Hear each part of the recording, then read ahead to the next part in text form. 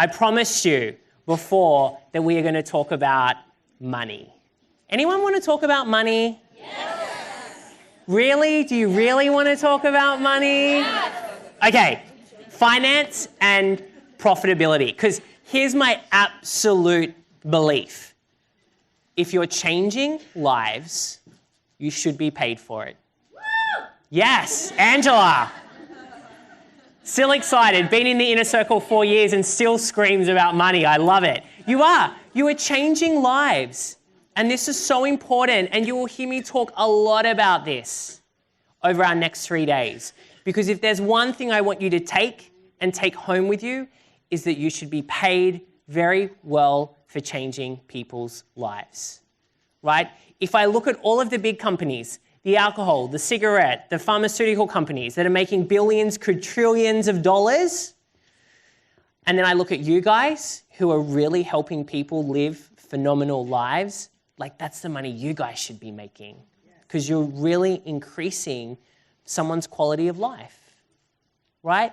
But for us to be able to do that at a big level, we need to have a handle on our finances, our revenue, and our profitability. So is it okay if we spend a little bit of time talking about finance and profitability? Great. Who's ever gone to their purse and realized, or wallet for those men that don't have purses, and opened it up and nothing's come out? Has anyone had that moment? Yes. Yeah, or there's no cards, or you use the cards and there's like decline, try this one, declined. Never again. I want to transform the revenue piece of your business and the profitability piece.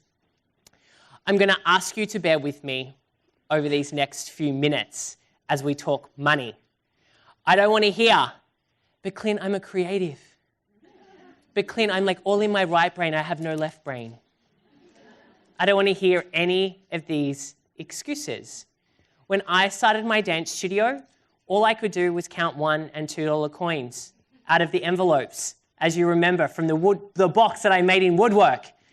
One of the highlights of my night after teaching at my studio was going home and throwing all of those envelopes on my bed and counting the money, all $53 of it.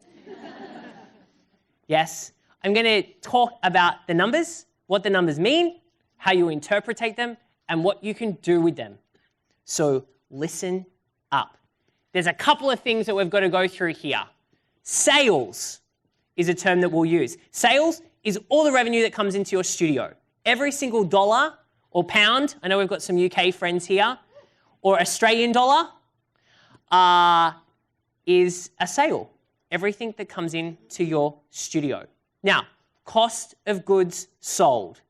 This is the expense that relates directly to the sale. This one's important. I'm going to say it again. The cost of goods sold is the expense that correlates directly to the sale. What does that mean? Okay, you have group classes. Who does group dance classes here? Anyone? Yes, you do. You run, hopefully. You've got group dance classes going on. What do you need to pay for to make that group class happen? Just the class happen. Teachers, yes. So that is your cost of goods sold, is your teacher, right? The teacher makes the class run. You're going to say, but Clint, what about rent and electricity? We're not going to talk about that at the moment. That comes underneath in your operating expenses. The cost of goods sold is the thing that makes that revenue stream happen, right? The expense. We're going to go deeper into this. This is kind of top level. Gross profit, pretty simple. That's what you get when you have your sales minus your cost of goods sold is going to give you your gross profit.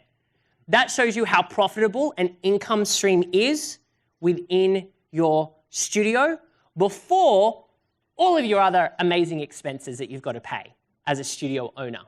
Then we get into taxes. We don't have to talk about taxes. Yes, we do, because you need to pay them. You need to pay your taxes. Depending on where you live, in New York at the moment, I feel I pay about 90% in taxes. But depending on where you live, your tax rate is going to be different. So make sure you check with your accountant, your tax attorney, to make sure that you are putting enough money away for tax. I said something very important there. What was the words? putting away because you've got to pay your taxes. And I remember someone saying to me, oh, Clint, I don't want to earn more money because I don't want to pay more taxes. I was like, that is the worst advice you've ever been given. Oh, but Clint, I want to spend all my money so I don't have to pay taxes. That is the worst advice that you've been given. Should be really fun for you to get a big tax bill. Why? Because it means you've made more money. It means you are contributing. It's really it's directly correlated with the amount of impact that you are making. Isn't that a different way to look at taxes? Rather than, I've got to pay tax. And it's like April and you're like, I have no money in my account to pay for my tax. Because you've got to put it away. Who's read Profit First in here? Yes. And some Inner Circle friends. Mike Michalowicz, who wrote Profit First, did a pro class for our Inner Circle members. And he has, if you haven't read Profit First, I'm going to give you that resource. It's an amazing book. And it really simplifies accounting principles. He says, put away money for tax. And I agree with him. So we want to make sure we're doing that. Expenses, that's everything else. It's our rent. It's our insurances. It's the music licensing fees that we pay. Everything else. It's our admin teams. Everything else goes into your expenses. Distributions, what you take out. Then we have this lovely thing called net profit. So exciting. Some of you are like, I'm not excited. Get excited. Net profit is the money that you make. Has anyone been to the accountant and they said, good year, great year. You've made 20 grand in net profit. And you're like, it's not in my bank account. Where is this magic net profit? Where is this magic $20,000 that you say I have that is not in my account? Yeah, we really want to focus on our net profit and we want to focus on keeping it. Because that's the point of net profit, right? We want to keep those dollars. So that's kind of made easy, right? The financial terms made easy. Now let's actually put them into practice. But before we do that, you have multiple revenue streams inside of your studio.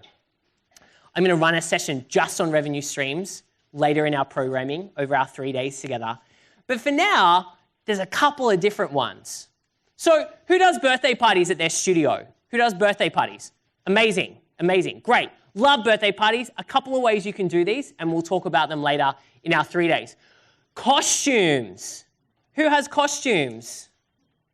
Awesome. Well, sometimes awesome, sometimes not, right? Yes, costumes. Group lessons. Recreational classes. I know, that is a terrible word. I hate the word recreational. But we all understand what it means, so I'm going to use it. Competitive, company, troop, show group. I'm trying to think of all the words that we use across the world. Group classes. Merchandise, limited edition merchandise. Who does that? Okay, great. Private lessons. Yes. Recital or a concert. Who runs any of those? Yes. Who runs 18 of them? Some of us, right? A shop. Who does snacks or drinks, vending machines? Studio hire. Who hires out your studio in the white space that you might have inside of your business? Uniforms, we should have kind of foundation uniforms. Who has uniforms? Hands up. Okay. Workshops or camps. And a VIP program. Think of it more like Amazon Prime, right? They're paying a membership, could be called registration. You might have a couple of levels, right? Cool. We got that?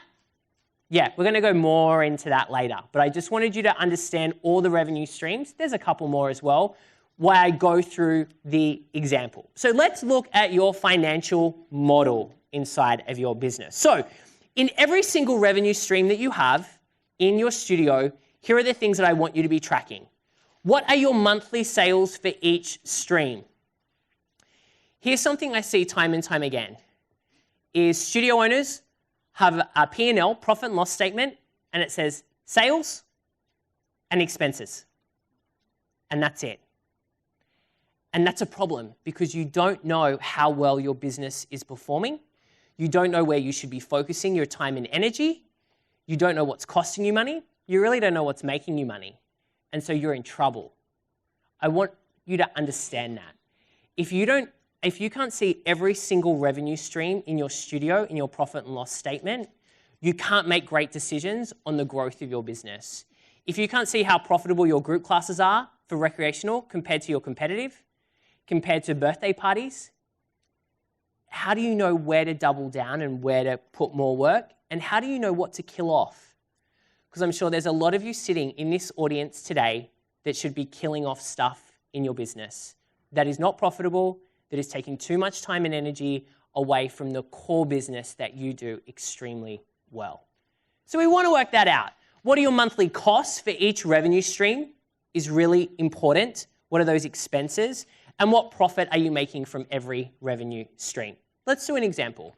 Let's do your group classes, for instance, right? You might make $10,000 a month in your group classes, your sales, right?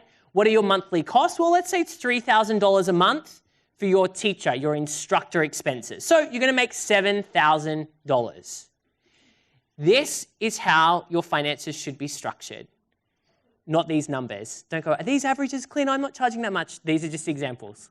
But I want the structure. Let's have some honesty time. Who currently has their P&L segmented by revenue streams? Hands up. Look around. 25? Am I pushing it there? Maybe 25%, maybe. Right?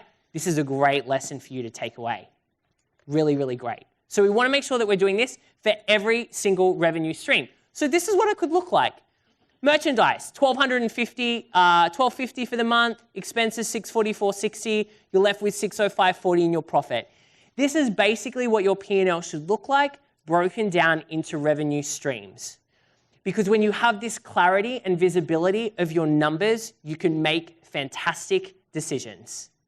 And that's what we're after, making really great decisions in our business. Okay, let's work out the next piece. So once you've got them segmented individually, you want to work out your whole sales, right? So what are your total monthly revenue? Add up all of your sales that you have. Then what is your total monthly expenses? What percentage of your monthly revenue does each revenue stream cater to? This is good. And I'm going to show you some pretty charts in a second to make it more interesting. And then what percentage of your monthly expenses are attributed to your income streams? Here are the charts. I'm going to read them to you. Now, before I get started, this is not a representation of any particular dance studio. This is not the averages that you should be aiming for. I just want to demonstrate to you the power of putting your data into something like this so you know exactly where your numbers are at. So monthly sales. You can see here, private lessons are bringing in 9.7% of sales. Competition sales, 16.9%. Recreational sales, 37.5%. That's a big chunk. Who here would say a big chunk of their money is coming from recreational group classes? Yeah, lots of you here. Recital, it was recital season, 31.8%. And then your merchandise is 4.1%. Look at the colors. These are the sales. This is the revenue that you are bringing in to your business. Now let's look at your expenses. Let's start with your competitive expenses. So you can see up the top, competitive sales, 16.9%. Competitive expenses, 29.4%. Now, I want to be very, very clear. You can make really great money from your competitive classes. Really great money. If we talk to Amanda and Lisette, Shannon, a whole bunch of our Inner Circle members who have who really, really have worked hard on their competitive and intensive streams and do very, very well from it. This is really, really important. I used to always bang on about competitive, doesn't make any money. And then we had Hillary. I know there's a whole bunch of our Inner Circle members here who do competitive. And they were like, Clint, you're wrong. We can do really, really well from this stream. And so it can be done, but I know a lot of you can probably identify with this. And it might be because you're charging the same rates, you're absorbing a lot of the additional costs, choreography, travel, you're not including your time that it takes to put these competitive teams together. And so if you haven't really dialed in the financial model for the competitive piece of your business, this is when it can look a little scary. But I want to let you know it doesn't have to be that way. If you love competitive, Don't go, right, Clint told me it's not making me any money, I'm getting rid of it. No, because probably, it could be the case, but if you love it and are passionate about it, you just need to get to the right financial model. And we're going to talk about that as well. Recreational expenses, 21.7. Recital expenses, 30.9. Merchandise, 4.5. Private lessons, 14.0. Isn't this interesting? Wouldn't you think it would be interesting to go into your numbers and put a chart together like this that really shows you? Because this allows you to make really great decisions in your business.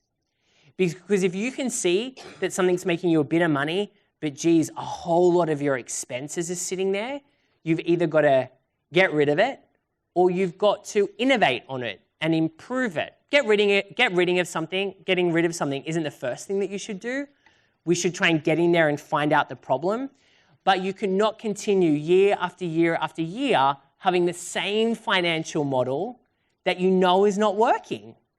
It's basically insanity. And we want to change that. And some of you, I was presenting last week and I was talking about the finances. And they're like, but Clint, they did the work in the room and they were like, oh my goodness, I'm charging 25% less than I should be. I can't just turn up tomorrow and say, hey guys, I'm bumping up the price by 25%. No, something like that could take you 3 years. That's a transition because you want to keep your customers, but you also want to be honest with them and let them know that you've made some mistakes. And to correct those mistakes might take you a little while. So I want you to freak out if you're kind of looking at it and you're writing down your numbers and going, whoa, I'm totally off here. That's okay, because the thing is that you can get there over time. Here's my favorite. Your monthly profit. So think about those graphs that I just showed you and then look at this one. Oh, hello there, recreational classes. Hello there, recital. Oh, company profit. 6.1. You saw how much space it took up in your expenses? So this is going to be different for every single person in the room. But there is so much power and clarity you will get from seeing this. Would you agree? Does this make sense? Okay, awesome. Who is committing to going home? Maybe not tonight, because we got a book party to go to. But you can have fun tonight, by the way. But who is committed to going home and doing this? Who can see the value in doing this process? Great. I want you to commit to this. Because here's the thing. If you don't know this, you're kind of flying blind with everything else. You're like, but Clint, I really need the Facebook ad. Do you think the Facebook ads are going to be as effective if you don't know these numbers? No, because you're not going to know what to focus on. You might be pushing something in your business that you think is really, really great, but it's not. So you should double down on the things that are working. That is always my advice. Less, but better. That's what I tell all of our Inner Circle members always is, you know what? You don't need to do all of this stuff. Let's just do the things that you are really, really great at and be the best at those. We don't need to be all things to all people. You're like, you've got a heartbeat, you're breathing, I'll take you, you're in. That's not the way that we want to run a business. We're actually not for everyone. Our studio is not for everybody. Has anyone ever had a problem parent? The room goes wild. Why? Probably because they weren't the right client for you. They weren't the right customer, but you let them in the door. We have to get clear on who we serve and what we do, and let's just be the best at that. If you're amazing at recreational classes, why wouldn't you just do that? I know some of you are smashing it with preschool. Some of you have satellite preschool studios. Awesome. Why don't you just do that? Don't be afraid to serve a specific market with something that you are passionate about, but you do really, really well. Don't think because Susie's dance studio, Susie's very popular today. Susie's always very popular with me. Susie's dance studio does competitions and they're going to nationals and they're doing a Disney trip. I've got to do all of those things. No, you don't. Just stick with what you do and do it really, really well. Better than anybody else. Making sense? Great. All right. your expenses. So let's talk a little bit about expenses. So expenses, like I said, are everything else that you need to pay for in your studio. Now, in your P&L, profit and loss statement that you use in QuickBooks or Xero, whatever accounting you're using, I want you to make sure that it doesn't just say expenses, $15,000. Again, not helpful, not helpful. Everything should be broken down. Marketing is a line item. Admin team is a line item. Wages is a line item. Insurances is a line item. Supplies, stationery, supplies is a line item, right? In the budget that we have, like, there are so many line items. You need to see that. Why is this important? Well, again, when you go through your P&L every month, if you just see expenses, that's not helpful. You're like, oh, expenses are high. I don't know what it is, though. But when you separate it out, you can go through and go, we do it. Every month in our team, Jessica and I go, oh, that number's high. What happened there? Oh, right, we did X, Y, Z. That makes sense. Or we find out that it's been categorized in the wrong area. Also really important. So these pieces of your financial reports are very important for you to understand. Distributions, that's money that you take out. Net profit, as I said, is what is kept, hopefully, in the bank. Or it's on your statement.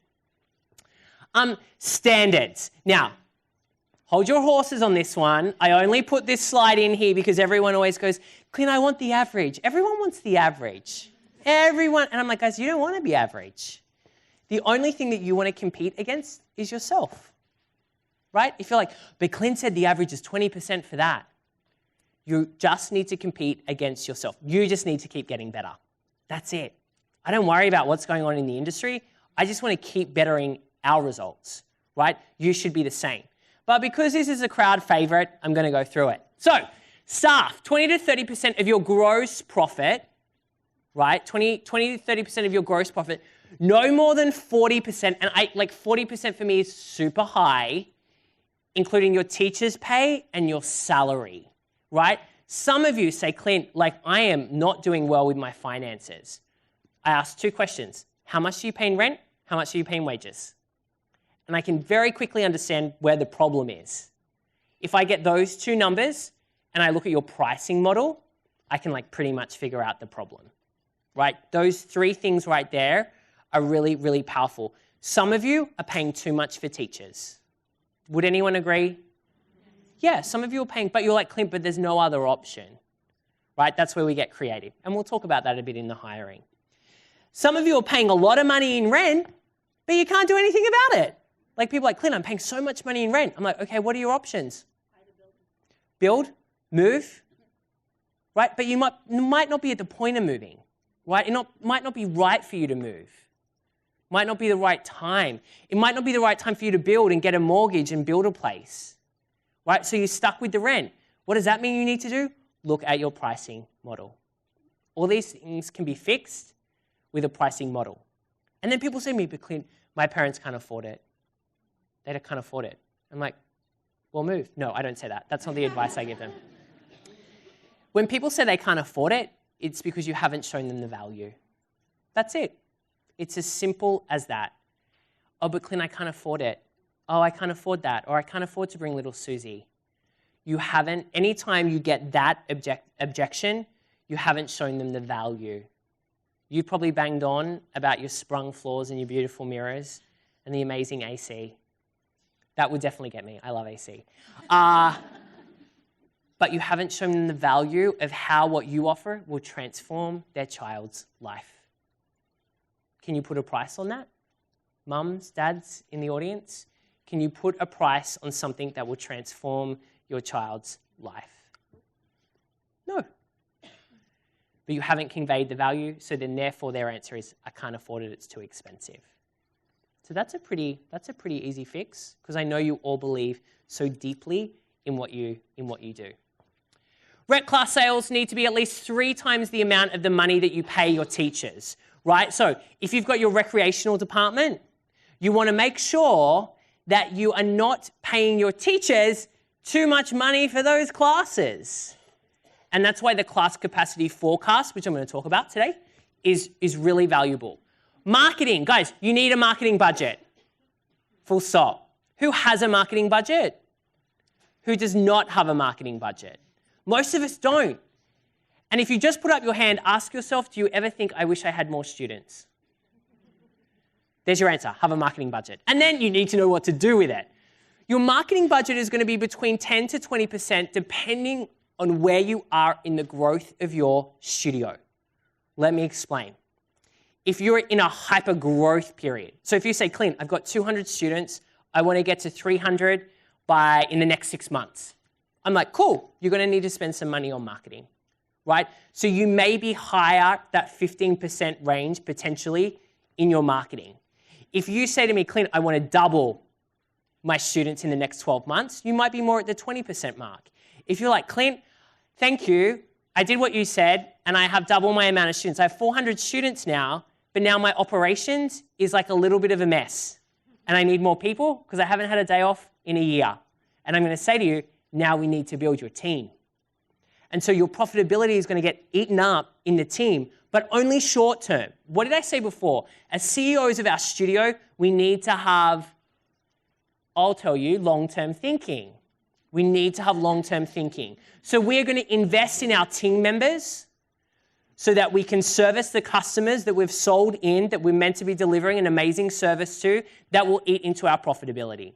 Then you might have a year of increasing your profitability, which is where you'll be focusing laser sharp on your expenses, on your team's efficiency, on their productivity, and on your revenue streams. Building the things that have profit already, doubling down on those, and getting rid of the things that aren't delivering you a good return. Make sense? Yes. Cool. Net profits, at least 10%. 10% for me is break even. Really, truly, if you're at a 10% profit margin in your studio, you're at a break-even point. Love you to be at 15. 20 to 25 is probably if you are not in growth mode, because there's a thing called there's too much profit. Can you imagine? There is. If you have more than, let's say 30, but I'd kind of be 25 to 30% profit, and you want to grow your business, you need to be investing that money back into the growth of the studio because you will grow faster, right? It's great having money. Make sure you've got your savings. Make sure you're doing all the smart investments with your money. But if you have leftover profit, put it back into the business in a smart way. Yeah? Because there's good ways to use the money and there's like bad, inefficient ways to use the money. So you want to make sure you've got that. Save for your future, easy, 10%. 10%. Every time money comes into your bank account, 10% disappears.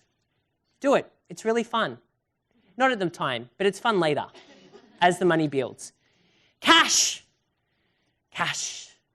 2 to 3 months of operating expenses in the bank, at least 2 to 3 months. I'm comfortable with a year. Everyone kind of has different parameters of what they're happy to push to. This is for an at least for me. Who knows what could happen? Unfortunately, I had a friend last year. We were in a mastermind together, and he went blind for a month. The doctors have no idea what happened to him, Richard. Great guy. But he went blind for a month. And then one day woke up and he could see again. The strangest thing. But he presented at our mastermind group about it and what he did and the things he already had. He was so grateful he had in place in his business so that it could continue running. And so, touch wood, that happens to no one in this room. But things happen in life and we've really, really got to be prepared. So that's why I like to have those savings put away. Class capacity. Who has done this before? Who's like, Clint, I live it. I dream about class capacity because you tell me about it all the time, right? Class capacity is one of my favorite spreadsheets I ever created. And I actually hate spreadsheets. But I work in them because they are very, very powerful and useful. So your class capacity is a very, very easy formula that is going to get you excited. It's going to make you cry. And it's going to make you feel all of the emotions in the middle. Right? You will feel all emotions when you go through this exercise. So what it looks at is how full are your classes? How much money are you making from your current classes? Most importantly, how much more money could you be making in your classes if you just filled them up? And this shows you every single class. We want to look at every single class. So what do we look at? On average, what is your class capacity percentage for your company classes? What is your class percentage for your recreational classes? And we put them into a cool spreadsheet that looks, and you're like, whoa, it's nice and big, and I'm going to walk you through it. So the first thing that you do in this sheet is you put the name of the class. So I've got an example here, Level 2 Jazz. Level 2 Jazz. Then how many students do you have in that class? In this example, we have 15. They're each paying $15 for their class. The current income is $225 for those 15 people paying $15. Your expenses, what would your expense be? What would that be? Teachers, good, listening. Teachers, $80. Your current profit, right, your gross profit is $145. Cool, easy. Let's look at the fun stuff. What are the max amount of students you could take in that class? In this example, I've done 20. Guys, some of you are not taking enough students in your classes. And when people say, but we like to keep it small, I'm like, and you'll just stay broke. You can keep your classes small if you charge a premium. Think about the gym. Who's gone to the gym? Anyone gone to the gym? Okay, I'm sure more of you have. Hopefully. When we go to the gym, we have a couple of options. We can do a group fitness class. They cram 50 people in there. You're all, doing, what's this called? I don't know, body attack. Do you guys have body attack?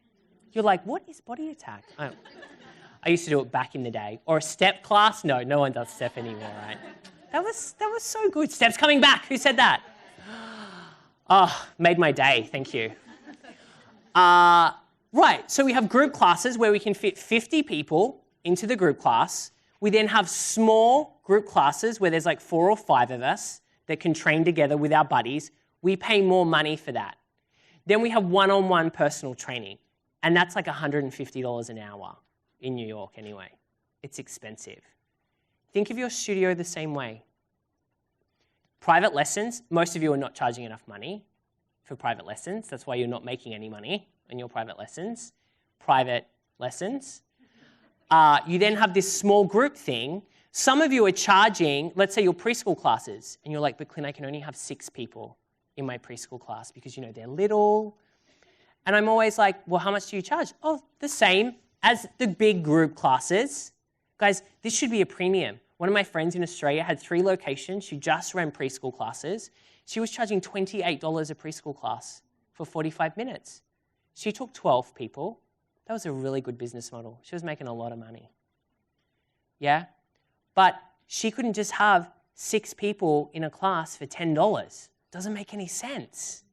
Doesn't make any sense. Right? And so that's why up here, your max students, I want you to think. Because I'm always like, oh, just add 1 more. Make it 21. Fill it. Let's make it 22.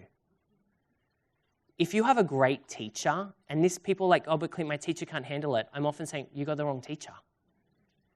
The teacher needs to be able to control a room. I remember I ran 2 grades, grade 1 and grade 2. We had grades back in Australia, jazz. And I would run 2 grades, 35 kids in the class. We had a big, big space. This is when I taught at one of the studios in Sydney. And I was doing their jazz technique. 2 grades, 35 people with me. And occasionally, every second week, I'd have an assistant. You just need to have really great teachers. Then you can pay those teachers that can do that more money because you're making a lot more money, right? So it's all about the people that you've got and the financial model that you have in place. So maximum income can then be $300. Maximum expenses. When would your expenses go up in a group class setting? Assistants, yeah. So when you need to add an assistant teacher, that price would go up. In this instance, it's only 5 more kids, no assistant needed. Current class capacity is 75. The difference in income is an extra $75 a week. So if you got, in this example, 5 more students, you'd make an additional 75. Now, can you imagine if you had this spreadsheet and you listed out every single class that you had and all of the additional money that you could be making if your classes were full? Would you think that would get you excited? Yes, because we've seen this where it's like $5,000 a week, $10,000 a week, $2,000 a week? Wouldn't that make a difference if you just focused on filling your classes instead of the 100 other projects that you're working on that probably isn't making you any money? Like I said, less but better. Focus on your skill and double down on what really works. So I'm going to take a couple of questions. You're like, who are these people? These are amazing people that I'm going to be introducing you to in a couple of minutes, and I'm excited for them to share their stories. But before we get started, I want to take some of your questions. So I'm going to walk over here to get a little groovy tool. It's called a catchbox. I throw it at you. Carefully, carefully. It's not day 3 yet. And then you get to talk into the top of it. It's a microphone. Isn't it amazing? And it's branded. What a cool tool. Okay, so who has a question?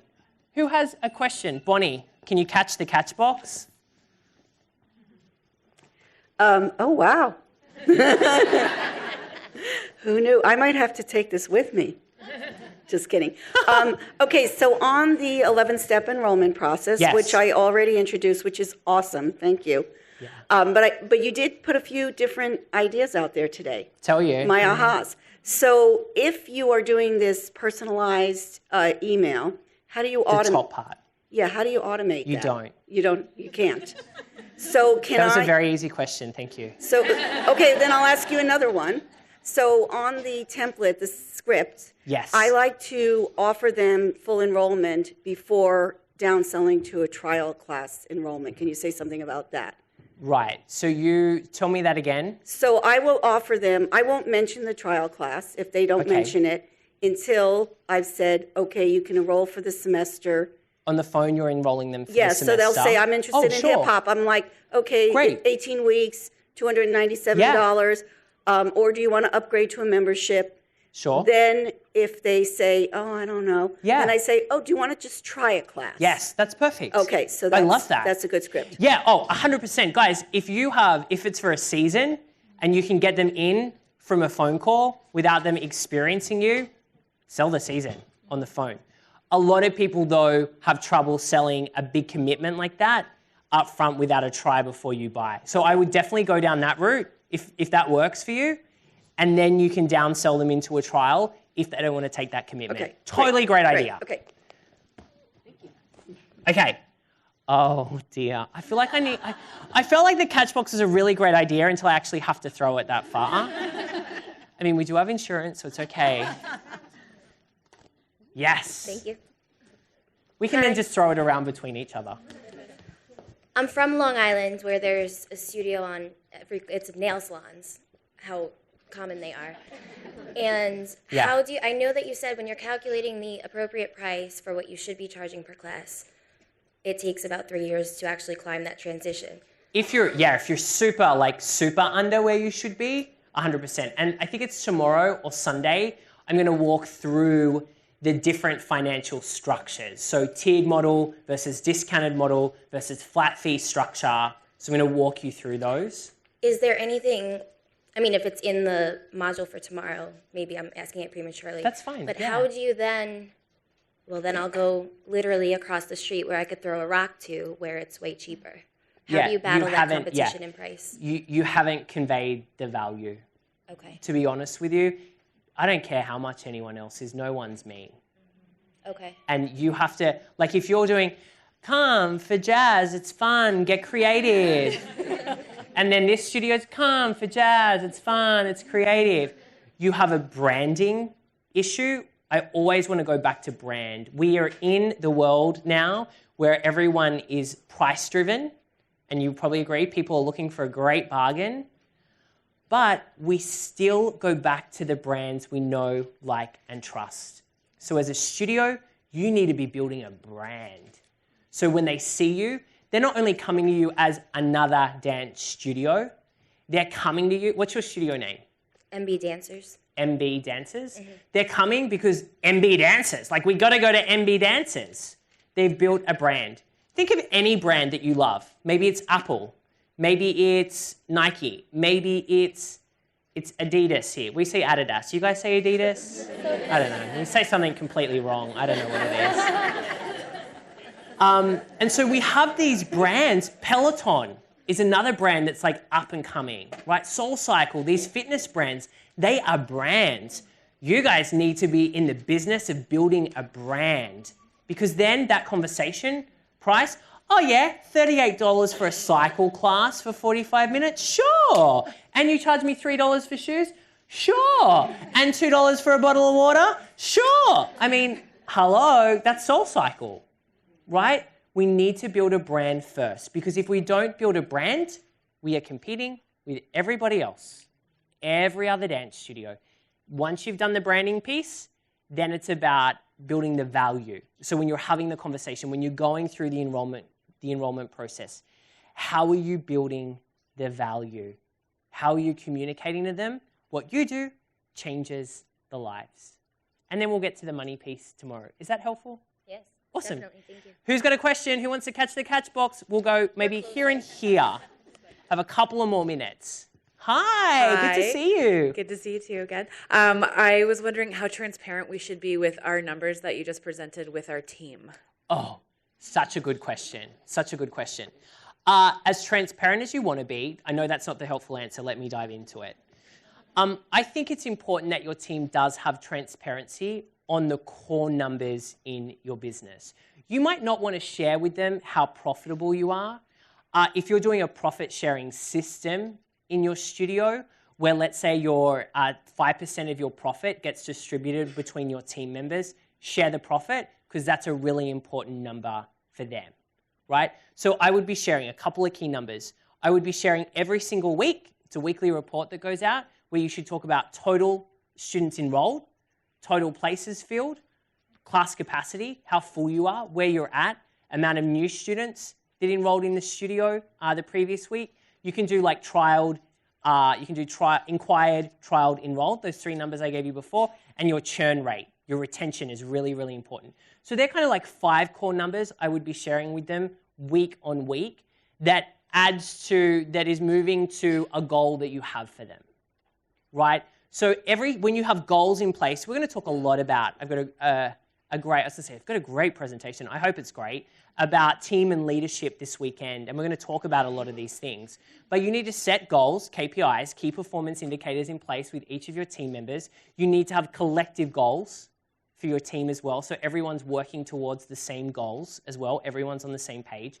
And then you need to share the numbers that make those goals happen. Because there's nothing saying, okay guys, we've got a goal, we want to get to 500 students, and they don't get an update every week on how many students you've got, right? It's crazy. We need to be telling them, we need to be getting them excited, we need them bought into that goal, because people often say, look, Clint, my team's lazy, they don't do their job, blah, blah, blah. And when we get into the communication piece, I'm like, your team don't know what's going on. How can you get excited about not knowing what's going on, right? So the communication piece is key. I would say to you, share the numbers you feel comfortable with. Yeah, with us, we're pretty open and honest, but there's certain team members that get access to certain numbers depending on their role. Because if they don't have access to those numbers, they can't do their role. Does that help? Yeah. Okay, 2 more questions. I'm going to go maybe on this side. Sorry, I feel so bad when I see all these hands. I don't know. Can we throw it over here? Can I just... Okay, we're going to do like a... Hey, friend. Hi, Danielle from Bloomsburg. I know who you are. Yes. Oh, but everyone else. This is Danielle. I'm Danielle from Bloomsburg School of Dance. I'm in a rural area in Pennsylvania. You talked about our profit should be a certain percentage of the gross profit. You kept using the word gross profit. Earlier, your gross profit is actually the gross minus the cost of teachers. No, so the cost of teachers should go in your cost of goods sold. Okay. So you have your sale, let's say your recreational stream, that's your sales. Then your cost of goods sold should be your teachers. Correct. And then your admin staff, everyone else is in your expenses. And then it's gross profit? So you get your top gross profit line. So you get gross profit. Which I call gross revenue. Okay, that's fine. Gross revenue, sales minus direct expenses, gives you your gross profit. Then your net profit is underneath all of those other things. Right. So the marketing budget is actually based on gross profit, not with the rent and the utilities and the other expenses. Correct. Okay. So for that income stream. take out the COG. Yeah. And then work from that number for everything else you had on that one screen. Yeah. Okay. That Good was clarifying question. Yes. Oh, I said one more. I think, ready? We'll see how this goes. Not overly well, but not horrible. Okay, last question. Well, it's not a question. It's a success. Is that okay? Oh, Based on the goal thing that you were just talking about over there. Yeah. So our studio, we're in Ohio, and we're excited. It's our first year, and our owner, Whitney, she gave us a goal. She invited us to come to this, and she gave us a goal. And if we met that goal for enrollment before we left, she would buy us tickets to a Broadway show. And we met that goal, and so we get to see Hamilton tonight. We're really excited. Oh, Whitney. Whitney's one of our Inner Circle members. I love the team. Thank you so much for coming. Isn't that great? And she's like busting out of her seat. She's so excited because, Whitney, as the CEO of the studio, has enrolled her team into a goal, and they're working towards it together. And you know what? There's nothing better than working on a goal together. It's very boring working on a goal on your own. 100 students, it's not overly fun. But when you do it with your team, and that's the result, isn't that amazing? Congratulations, Whitney and team. So excited.